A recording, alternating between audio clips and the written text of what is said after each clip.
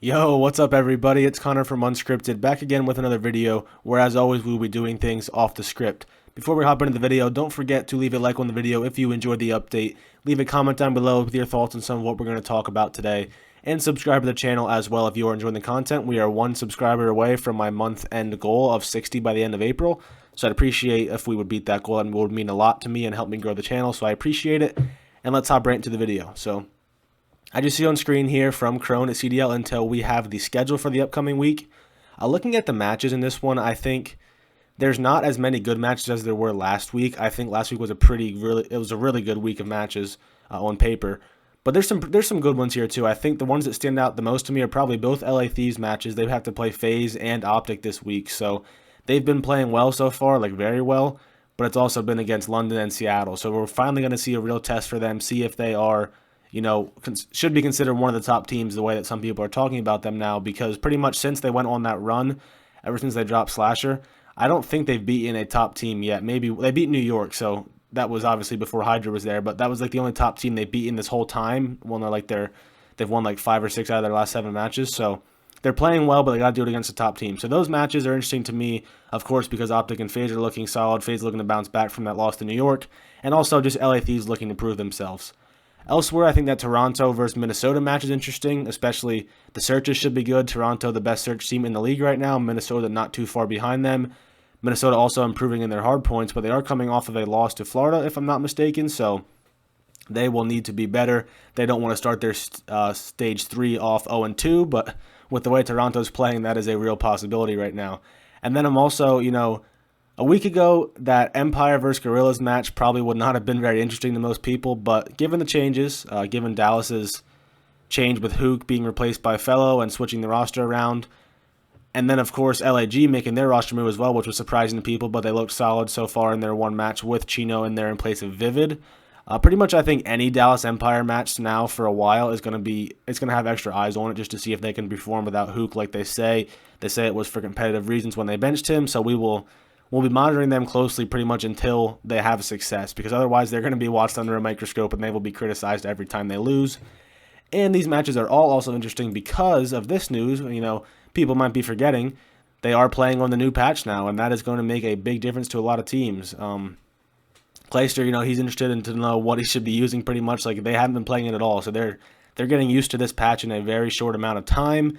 As far as I know, so they're playing with the no slide canceling and whatever else, but they also, the speed, something got reverted. What was it? Or the slide I guess slide canceling got brought back. I don't know. They kept some of the changes. They removed some of the changes. I don't know. There was a lot of different changes.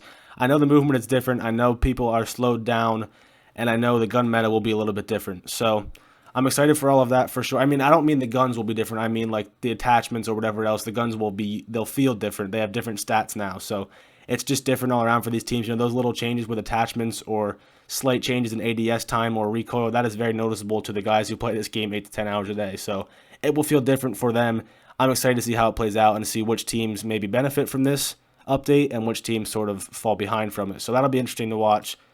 I'm excited for those matches. Then hopping over to what's probably the biggest piece of news of the day. It looks like Zer0 has officially been released by the London Royal Ravens. This was, of course, from Crone again, but looking at Zer0's tweets, he said, "I'll tell you what, me and the CDL just don't mix, I swear to God." And then he said he's a big Bant supporter, and then he has the Hunger Games, peace out gif in there. What's the Mockingjay, but you know what I mean. It looks like he's saying peace out, basically, like goodbye. And then he also changed his bio. There is no longer Royal Ravens in his bio. My head's in the way, but it says Toronto Ultra's biggest fan. So he is, I guess, and you see, I mean, he's a Bant's fan now, his header and everything. So I guess he is officially off of the Royal Ravens, and he's going to be cheering for Toronto, it looks like, which makes perfect sense. They're all EU. He's played with those guys before, some of them. Yeah, it's a shame for him. I don't know what happened with his visa issues. I know he had visa issues. That's all I really know. But it definitely is a shame because he's a very good talent, and I hope to see him back next year. I'm almost certain if the league expands next year, I would guarantee he'd be back. And even if the league does not expand next year, there's still a chance he'd be back because he has the talent for sure to be a top player in the league. And it's just a shame that we were never able to see anything from him in this game. But more importantly on this, look at the turnover that London has had this year. So Afro, not even sure what happened with him. Alex was there and gone. Dylan was benched. Paul X is in. Shawnee is still in. Shawnee is the only remaining player from the original roster of, what was it, Shawnee, Alex, Dylan. I can't even remember the fourth. I guess it was Parasite because of Zer0 not being able to play. So these 9 guys plus Parasite at least have all been on the London Royal Ravens payroll in some capacity this year. Zer0, obviously, it's not official yet. They didn't announce it, so he's still on here for now. I assume if it's official, he will be removed.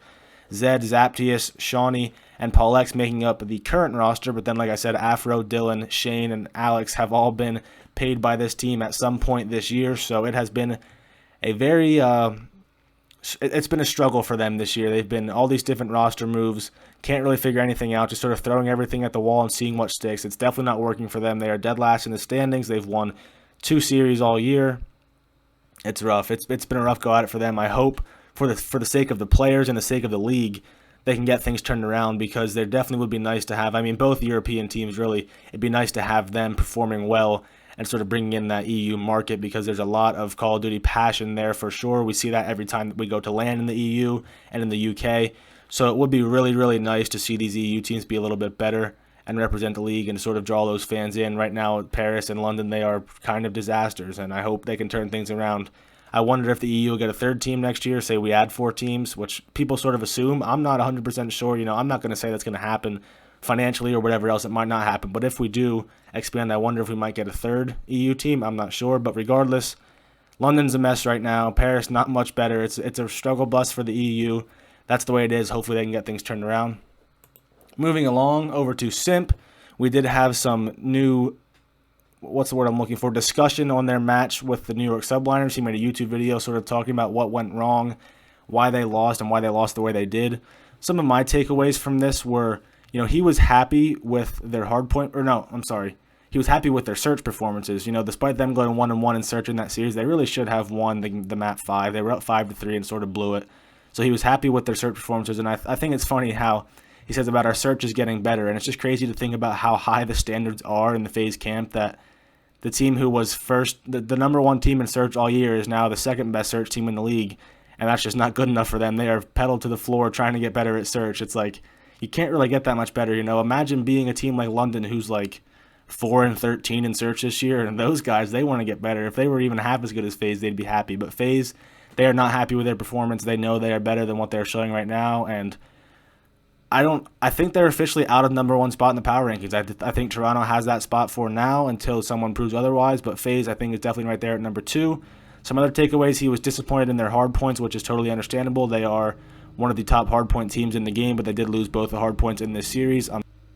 Sorry for the interruption, but yeah, like I was saying, they are one of the best hardpoint teams in the league still, despite their losses, which they're obviously frustrated with. Another thing that I thought was interesting was basically he was saying some of their issues relate to confidence. He feels like they're not playing as confidently as they are in scrims. He feels like they play very well in scrims, and they just destroy in scrims, but it's not translating over to success in league matches right now.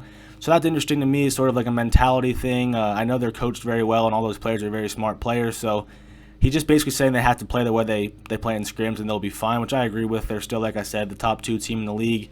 They won't be going anywhere. They'll be right at the top all year long, but definitely frustration from them, and again, it just reiterates how high the standards are in that camp if they are so frustrated about a very close loss to a very good team. And he also said that New York is for sure a top 3-4 team right now, which I agree with, and I wonder who that kicks out. I mean, I'd have to say Empire's out of that list right now. If you're going to the top 4, I have to say Toronto, FaZe, Optic, and New York, with Empire and I guess Rocker close behind. But yeah, I just thought that was interesting, because he was definitely giving New York, you know, their credit. He was not just making excuses and saying FaZe blew it. He was for sure giving New York their props, which they 100% deserve.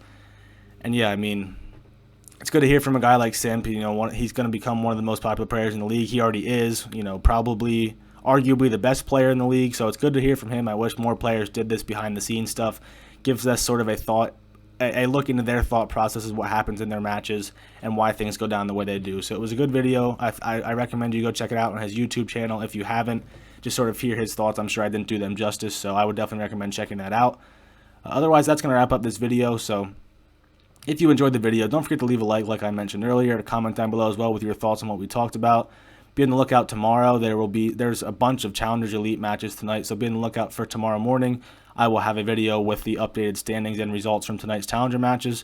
So that's going to do it for this video. I hope you had a good day. I hope you enjoyed the video, and I'll talk to you guys in the next video.